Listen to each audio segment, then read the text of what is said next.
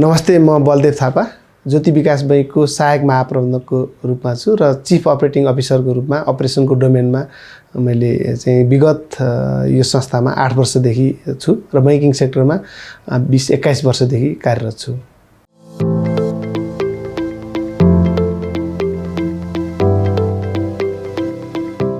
यो global money week विशेष गरी पैसा अनि बैंकिङ र वित्तीय क्षेत्रको बारेमा जानकारी दिने हिसाबले र यसको जनचेतना फैलाउने हिसाबले अवेरनेसको हिसाबले यो 14औं यो संस्करण हो। विगत गत 2012 सन् 2012 देखि यो सञ्चालन हुँदै आइरहेको छ।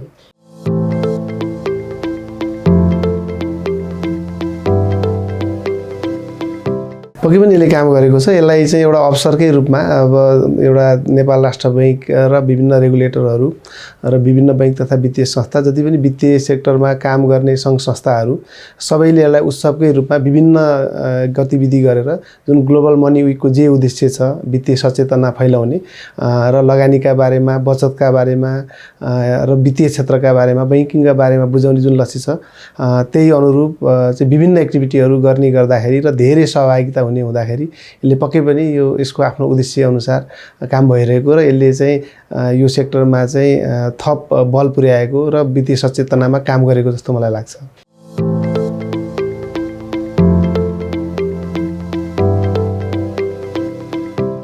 विशेष गरी अब दुईटा, एउटा फिजिकल्ली अब यो चाहिँ लक्षित वर्गसम्म चाहिँ पुगेर चाहिँ इन्टरेक्सन गर्ने, विभिन्न सेसनहरू सञ्चालन गर्ने, अन्तर्क्रिया कार्यक्रम मार्फत गर्ने कुराहरू भयो जुन चाहिँ बैंक वित्तीय संस्थाले आफ्नो नेटवर्क भएको विभिन्न जिल्लामा विभिन्न स्थानीय तहमै गएर त्यहाँका स्कुल, क्याम्पस, कलेजहरूसँग त्यहाँका चाहिँ विद्यार्थीहरूसँग चाहिँ अब छलफल, अन्तर्क्रिया र सेसनहरू मार्फत जानकारी दिने काम भएको छ एकातिर भने, अर्कोतिर चाहिँ यो डिजिटल प्लेटफर्म मार्फत विभिन्न सामग्रीहरूको उत्पादन गरेर विभिन्न छलफल इन्टरेक्सनहरूका जुन कन्टेन्टहरू जति पनि अवेरनेस सचेतनाका विषयहरू चाहिँ त्यो प्लेटफर्म मार्फत चाहिँ विश्वभरि नै यो फैलाउने काम भएको छ। दुई किसिमले चाहिँ एउटा फिजिकल्ली र अर्को चाहिँ अनलाइन अथवा डिजिटल प्लेटफर्म मार्फत चाहिँ सचेतना फैलाउने काम भएको छ र यो छोटो समयमै यो जुन मार्च 16 देखि 22 सम्मको अवधिमा नै धेरै मान्छेहरू यसमा सहभागी हुने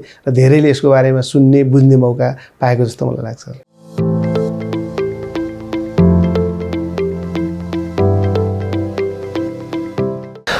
यसमा ज्योति विकास बैंकले चाहिँ दुवै माध्यमबाट, एउटा चाहिँ अब अनलाइन प्लेटफर्म अथवा चाहिँ डिजिटल माध्यमबाट र फिजिकल्ली गर्ने काम वर्षभरि नै गर्दै आएकै छ र विशेष गरी यो डिजिटल प्लेटफर्ममा त हामी वर्षभरि नै यो सचेतनाको भिडियोहरू चाहिँ उत्पादन गर्ने र त्यसलाई चाहिँ हाम्रो विभिन्न डिजिटल प्लेटफर्म मार्फत चाहिँ त्यसलाई सम्प्रेषण गरेर लक्षित वर्गलाई सचेतना फैलाउने काम गरेकै छौँ वर्षभरि नै।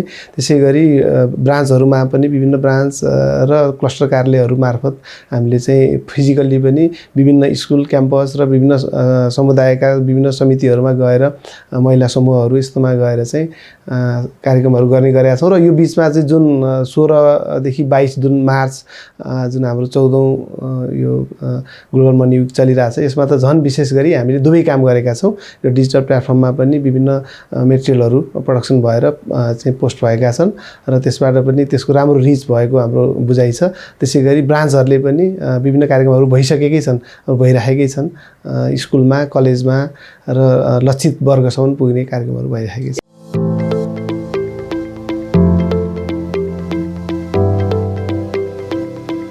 एकदम मिल्यो। हामी ज्योति विकास बैंकको केसमा त अब यो यसलाई एउटा अवसरको रूपमा यसलाई चाहिँ र यो राष्ट्रिय स्तरमै यो एउटा इभेन्ट चलेको अवस्था हुँदाखेरि पक्कै पनि यसमा अझ जोड दिने कुरा भइ नै हाल्यो, नभए चाहिँ वर्षभरि नै यो गतिविधि हाम्रो चाहिँ भइरहेकै छ।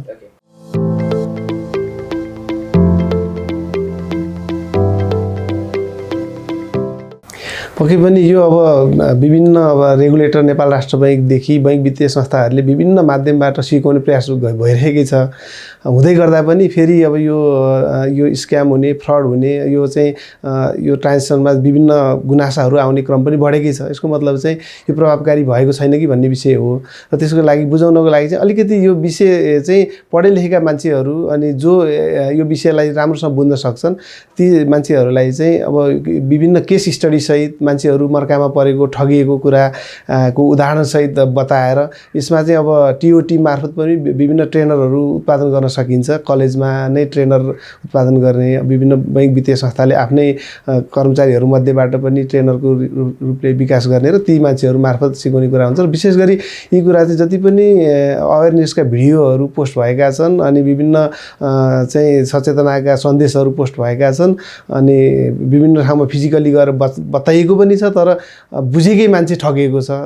त्यो चाहिँ एउटा विशेष गरी म जहिले पनि भन्ने गर्छु, अलिकति लोभ, यो फिसिङमा पर्नेहरू लोभ गरेको कारणले अब त्यो तपाईँलाई चाहिँ चिठा पर्यो भनेपछि लोभिएर चाहिँ त्यसको अनि त्यो स्क्यामरले भनेअनुसार काम गर्दै जाने अनि पैसा नै ट्रान्सफर गरिदिने, विभिन्न तरिकाबाट चाहिँ पढे लेखेकै बुझेकै मान्छेलाई पनि चिट गर्ने हिसाबले त्यो चिटर त पक्कै पनि फेरि पनि त्यो चिटिङ हुँदाखेरि ठगिने भन्दा चिटर चाहिँ अगाडि हुने हुँदाखेरि चाहिँ पढे लेखेकै मान्छे पनि ठगेको, बुझेकै मान्छे, बैंकै मान्छे पनि परेको छ।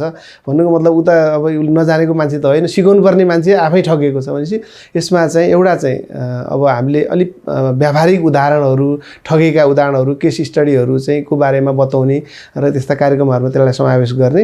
यसलाई अलिकति चाहिँ औपचारिक टाइपको र यसलाई चाहिँ अब कर्मकाण्डी टाइपको वित्तीय सचेतना साक्षरता भन्दा पनि अलि इम्प्याक्टफुल हुने गरी कन्टेन्टहरू क्रिएट गर्ने र ती कुराहरू चाहिँ त्यो लक्षित वर्गसम्म लाने गर्नुपर्छ जस्तो लाग्छ।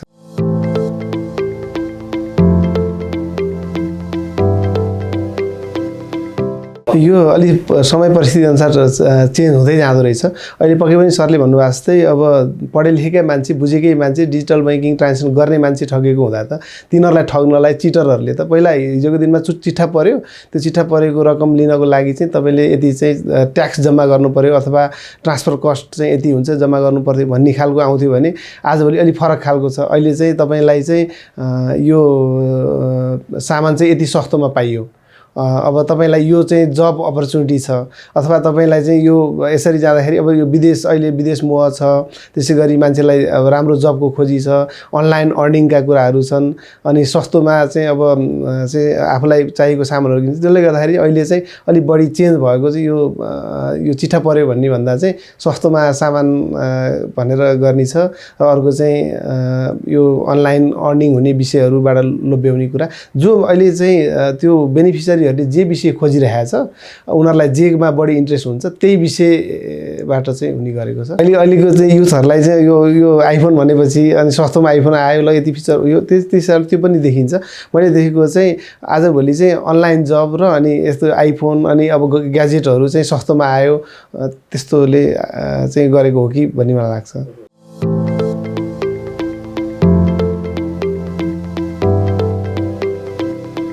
ठ्याक्कै यसमा चाहिँ अहिले हामीलाई जुन अब सिकाइ हुन्छ, हामीले कुनै केसहरू सुन्छौँ अनि यसरी ठगिएको गुनासाहरू पनि आउँछन्, यसरी म ठगिएँ भनेर अनि त्यसलाई नै आधार मानेर तत्कालै हामी त यो चाहिँ अवेरनेसको भिडियो, त्योसँग सम्बन्धित अवेरनेसको भिडियो र पोस्ट बनाइ पनि हाल्छौँ हामी त र त्यसलाई पोस्ट गर्छौँ। एउटा चाहिँ यसरी ठगिरहेको छ है, यस्ता विषयले मान्छेलाई चाहिँ अब यो फिसिङ भइरहेको छ भनेपछि त्योसँग सम्बन्धित बनाउने र पोस्ट गर्ने, त्यसलाई चाहिँ अनि अझ बुस्ट पनि गर्छौँ धेरै ठाउँमा पुगोस् भनेर हामी।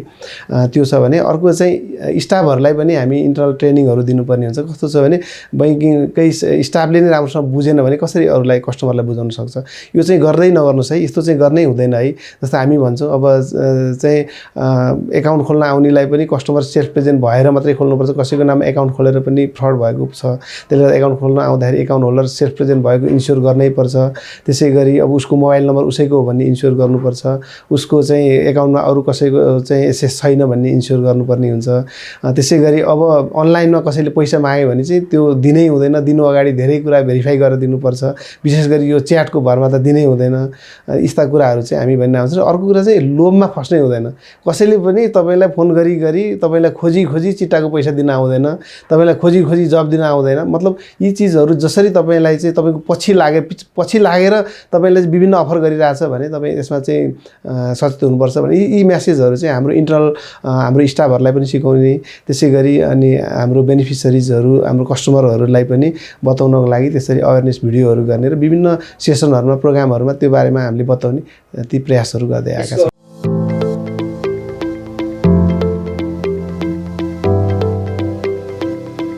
पक्कै तपाईँको बेनिफिटको लागि तपाईँलाई पिछा गरिरहेछ, तपाईँलाई पछि परेछ त्यस्तो त कहाँ हुन्छ र त्यस्तो पक्कै हुँदैन पक्कै पनि अब चाहिँ जब गर्नलाई पनि एप्लाई गर्नु पर्ला इन्टरभ्यू दिन जानु पर्ला त्यसको प्रोसेस होला अनि त्यसको पनि अब ती चिजहरू पनि नबुझिकन अब कसैले चाहिँ तपाईँले यो बेनिफिट हुँदैछ है हामी तपाईँलाई यो बेनिफिट ट्रान्सफर गर्दैछौँ यो बेनिफिट तपाईँलाई दिँदैछौँ तर तपाईँले चाहिँ यसो गर्नुपर्छ भन्ने बित्तिकै हो जस्तो मानेर त्यसको पछि लागेर अनि कारोबार गरिहाल्ने पैसा ट्रान्सफर गरिहाल्ने उसले भनेका इन्फर्मेसनहरू दिइहाल्ने आफ्ना चाहिँ ओटिपी सेयर गर्ने आफ्ना पर्सनल इन्फर्मेसनहरू जुन एकदम सुरक्षित राख्नुपर्ने चिजहरू चाहिँ सेयर गरिदिइहाल्ने र त्यसबाट क्षति भइसकेपछि मात्रै अनि चाहिँ अब अनि बल्ल पछुताउने र म कतिपय त्यस्ता गुनासोहरू लिएर आउनेलाई चाहिँ मैले त भन्छु तपाईँले चाहिँ गलत गर्नुभयो तपाईँ लोभमा फस्नुभयो भने मैले लोभ गरेरै म बिग्रेको हो मैले यो कुरालाई मैले इग्नोर गर्न सक्थेँ नि त चिट्ठा पऱ्यो भने ओके मलाई त्यो चिट्ठा चाहिएन तपाईँलाई चाहिँ यति आधी मूल्यमा आइफोन आयो भने तपाईँलाई आधी मूल्यको आइफोन चाहिएन मलाई हैन यसरी चाहिँ यी चिजहरुमा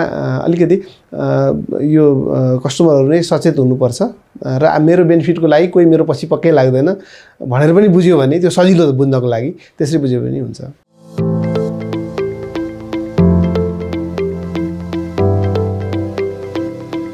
हामीले धेरै पोस्टहरु हाम्रो चाहिँ सोशल मिडिया हाम्रो चाहिँ साइटहरुमा हेर्नुभयो भने पनि हामीले धेरै त्यस्ता चाहिँ पोस्टहरु बनाएका छौं भिडियोहरु पनि बनाएका छौं। ओटिपी शेयर नगर्नुस् आफ्नो व्यक्तिगत विवरणहरु कसैले शेयर नगर्नुस् यसरी माग्नेहरु चाहिँ तपाईलाई ठग्न खोज्दैछन् र यसरी बैंकले कहिले पनि यसरी माग्दैन भनेर यी चीजहरु चाहिँ त्यसरी सोशल मिडिया प्लेटफर्मबाट गरेकै छौं हामीले। फेरि कस्टमरलाई पनि विभिन्न अवसरमा कस्टमर ब्रान्चमा भिजिट गर्दै गर्दा बैंकमा आउँदै गर्दाखेरि पनि यस्ता जानकारीहरु दिनुपर्छ बुझाउनुपर्छ भनेर हामी भन्छौं र हाम्रो आफ्ना स्टाफहरुलाई पनि त्यसरी भनिरहेका हुन्छौं।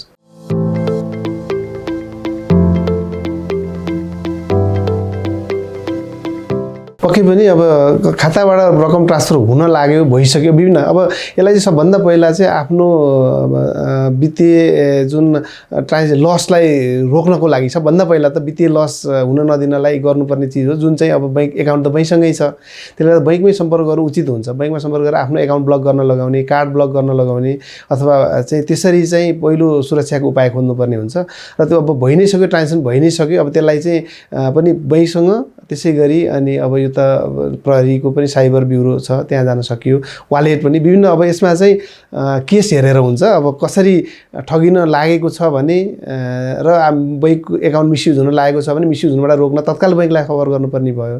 रकम ट्रान्सफर भइसकेको छ भने ट्रान्सफर भएको बैंकले त केही गर्न सक्दैन जसको खाताबाट गइसक्यो अब वालेटलाई भन्नुपर्ने होला अथवा चाहिँ अर्को सबभन्दा त फेरि पनि साइबर ब्युरोमा गरेर उहाँहरूले पनि सपोर्ट गर्न सक्ने भयो। र त्यसमा चाहिँ सबभन्दा पहिला जसको सेवा प्रयोग गर्दै गर्दा ठगिएको छ सेवा प्रदायकसँग चाहिँ पहिलो सम्पर्क गरेर उहाँसँग सहयोग माग्दा उचित होला।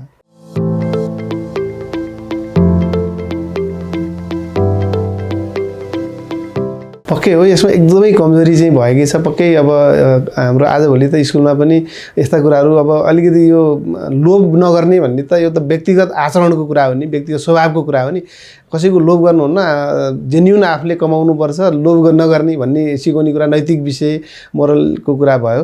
त्यसैगरी अब यो बैंकिङ चाहिँ ट्रान्जेक्सन कसरी गर्ने कसरी सुरक्षित हुने अनि बैंकिङ कस्तो कस्तो सेवा लिनुपर्छ लिँदाखेरि के सावधानी अपनाउनुपर्छ भन्ने विषय चाहिँ सिकाउन सकिएको छैन विद्यार्थीहरूलाई मलाई लाग्छ त्यो न स्कुलमा कलेजमा यो बताइएको छैन। पढे लेखेको मान्छे आफ्नो पढाइ पूरा गरेर मास्टर्स डिग्री गरेको मान्छेलाई पनि बेसिक कुराहरू पनि सुरक्षित कारोबार कसरी गर्ने अनि अब यी विषयहरू जानकारी नभएकै पाउँछौँ हामी। पक्कै पनि यो चाहिँ हाम्रो सिलेबसमा राखेर त्यसलाई नै पुरै एक वर्षभरिको कोर्स नगरे पनि यसलाई महत्त्वको साथ यसलाई उचित चाहिँ यसलाई मूल्य चाहिँ दिनु भ्यालु दिनुपर्छ यसलाई यो विषयलाई पनि भन्ने लाग्छ।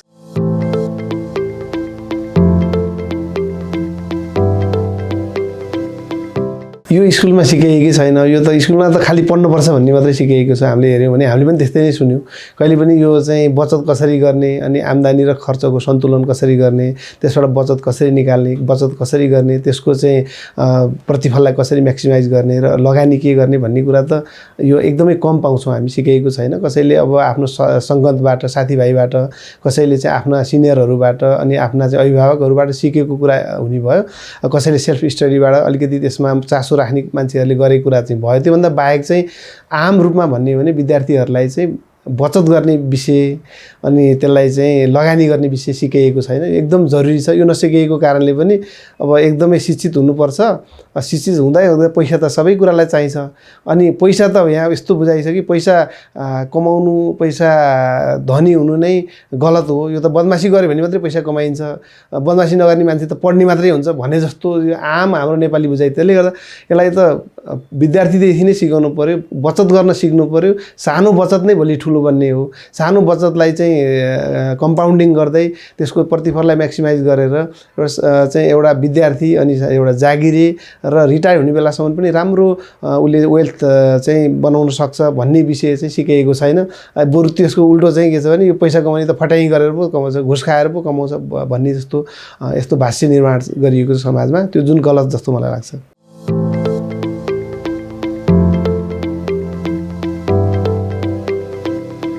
पक्कै यो विषय चाहिँ अब बैंकिङको बेसिक नलेज बैंकिङको पक्कै बैंकरहरूले दिने होला पक्कै पनि। अब त्योभन्दा अलिक बढी अब स्कुल कलेजमा सिलेबस लेभलमा हो भने त फेरि पनि अब यो राज्यले गर्ने विषय होला, रेगुलेटरको इनिसिएटिभ चाहिने विषयहरू होला।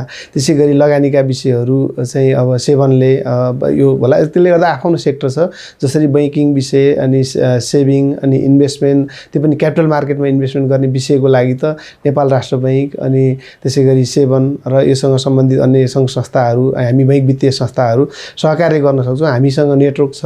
हामी चाहिँ विभिन्न जिल्लामा स्थानीय निकायसम्म पुगेका छौँ बैंकहरू।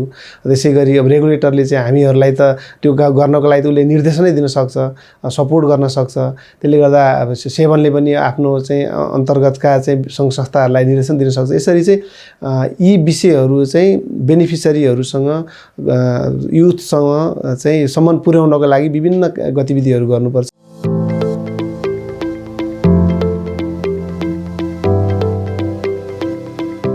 लोभीहरू भएसम्म ठगहरूलाई दुःख छैन। ठगहरूको व्यापार चलि नै रहन्छ जबसम्म लोभीहरू हुन्छन्। लोभ गर्ने, लोभमा नफस्ने मान्छे भयो भने ठगी गर्नेलाई पनि गाह्रै होला ठग्नलाई। त्यसले गर्दा यो विषय चाहिँ पक्कै अभिभावकले सिकाउने विषय हो, टिचरले सिकाउने विषय हो। यसलाई चाहिँ यो नैतिक शिक्षा नै हो। यो त यो चाहिँ सिकाउनुपर्छ। अब किनभने लोभ गरेर चाहिँ जितिँदैन अथवा चाहिँ पाइँदैन। त्यसै पनि कहाँ त्यति मेहनत गरेर कमाउने चिज चाहिँ अब लोभ गरेर अथवा चाहिँ कसैले दिन्छ त्यतिकै भनेर त्यो पत्याउनु हुन्न। यी गलत कुरा हुन् भनेर बुझाउनु जरुरी छ, जुन अभिभावककै भूमिका हुन्छ त्यसमा। अर्को बचतको विषय चाहिँ जसरी अब घरमा चाहिँ बुवा आमाले उहाँहरूको आफ्नै अर्थशास्त्र छ, उहाँहरूको आम्दानी छ, खर्च छ, त्यसमा बचतको पार्ट छ, त्यो सबै कुरा गर्दै आएको विषय चाहिँ हामी कहाँ त यो विषय त छोराछोरीले झन् जानकारी नगराउने, लुकाउने उनीहरूलाई। आफूले कसरी कमाइरहेको छ अनि कसरी खर्च धानिरहेको छ, त्यसमध्ये मैले कति बचत गरिरहेको छु, त्यो इनफ हो कि होइन, त्यो बचत सही ठाउँमा लगानी भइरहेको छ कि छैन, यो विषय त झन् बताउँदै सिकाउँदै र यसरी गर्नुपर्छ। आम्दानीलाई यसरी बढाउने हो, खर्चलाई यसरी कम्ती गर्ने हो, यसको चाहिँ बचतलाई यसरी बढाउँदै जाने हो र त्यो बचतलाई चाहिँ लगानी गर्नुपर्छ भन्ने विषय चाहिँ सिकाउनुको सट्टामा लुकाउने। अभिभावकले यो आर्थिक मामलामा चाहिँ छोराछोरीलाई यो जानकारी दिनु हुँदैन, उनीहरूलाई थाहा हुनु हुँदैन भने जस्तो गरिन्छ, जुन चाहिँ सरासर गलत छ। त्यसले गर्दा चाहिँ हाम्रो चाहिँ केटाकेटीहरू भाइ बहिनीहरू चाहिँ स्कुल सिद्ध्याएर कलेज सिद्ध्याउँदा समेत पनि यो विषयबारे अनभिज्ञ हुन्छन्। अनि जब उनीहरूलाई आफैले कमाउनु पर्ने हुन्छ, आफैले चाहिँ खर्च म्यानेज गरेर अनि बचत गरेर अनि त्यसलाई चाहिँ इन्भेस्टमेन्ट गर्ने बेलामा त अनि त्यो अर्थशास्त्रको समस्या हुन्छ त्यहाँनिर। त्यसले प्र्याक्टिकल नलेजको कमी हुन जान्छ। त्यसमा महत्त्वपूर्ण भूमिका अभिभावकको, त्यसै गरी शिक्षक शिक्षिकाको र हामीहरू पक्कै पनि यो बैंकिङ र फाइनेन्सियल सेक्टरमा कार्यरत रहेका हामी सबैको पनि छ। हाम्रो चाहिँ सोसाइटीप्रति हाम्रो जिम्मेवारी छ। हामीहरूले पनि मौका मिल्दा बित्तिकै यी विषयहरू बुझाउनुपर्छ भन्ने हो।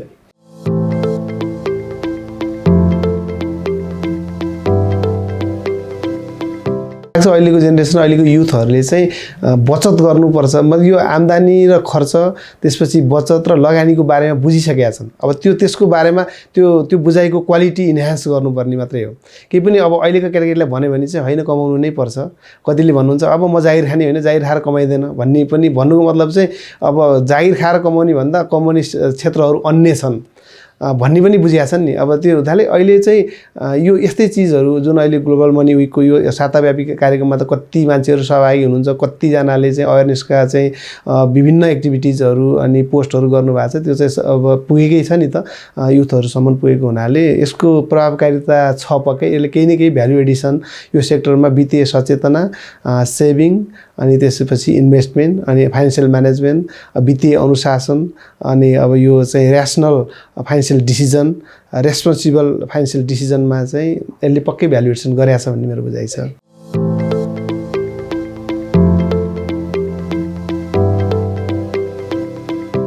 नेपालले यो 14औं संस्करणको ग्लोबल मनी विक जुन भव्य रूपमा मनाउँदैछ, यसमा विशेष गरी नेपाल राष्ट्र बैंक तथा वित्तीय संस्था र फाइनेन्सियल सेक्टरका विभिन्न सङ्घ संस्था र नियामकीय निकायहरू संलग्न भएर भइरहेकै छ।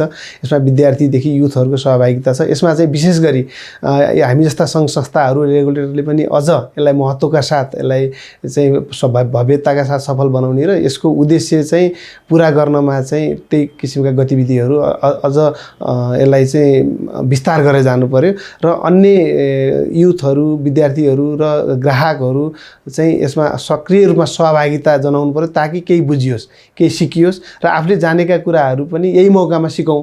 मैले यो चाहिँ यो कम्तीमा ग्लोबल मनी विकको यो हप्तामा चाहिँ मैले जानेका विषयहरू चाहिँ म कम्तीमा मेरा वरिपरिका मैले चिने जानेका भेटेका साथीभाइहरूलाई चाहिँ जानकारी गराउँछु, सिकाउँछु भन्ने हिसाबले हामीले यसलाई चाहिँ मेरो पनि दायित्व छ र यो बेलामा चाहिँ म पनि केही सिकाउँछु, केही कन्ट्रिब्युसन गर्छु भनेर हामी सबै लाग्यौँ भने अझ यो चाहिँ प्रभावकारी हुन्छ भन्ने मलाई लाग्छ।